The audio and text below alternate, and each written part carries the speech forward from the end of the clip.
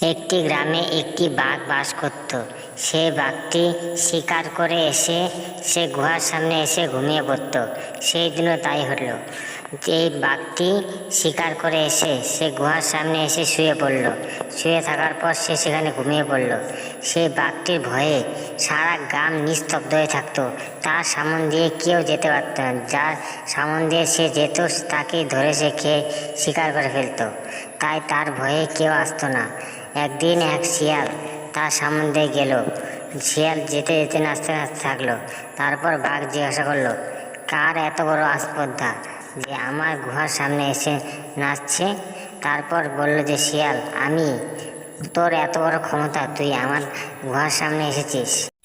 শিয়াল বলল, আমি ভুল করে তোমার এখানে চলে এসেছি, আর কোনোদিন আসবো না।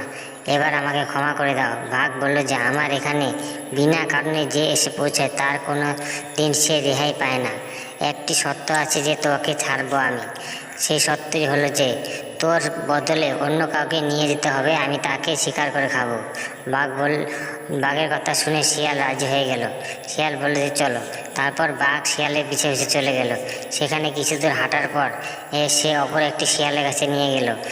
তারপর বাঘ বলল যে তুই ওকে নিয়ে এসেছিস আমাকে খাওয়ার জন্য, কেন? ও কি দোষ করছে? শিয়াল বলল যে ও আমার বাড়ির মধ্যে সমস্ত অকর্ম করে বেড়ায়, আমার বাড়ির ক্ষয়ক্ষতি করে ফেলেছে, তাই ওকে আপনি গ্রহণ করুন। বাঘ বলল যে ভালোই শিক্ষা পেয়েছি। এর থেকে তোমরা কি শিখলে প্লিজ আমাকে এক্ষুনি কমেন্ট করে জানাও।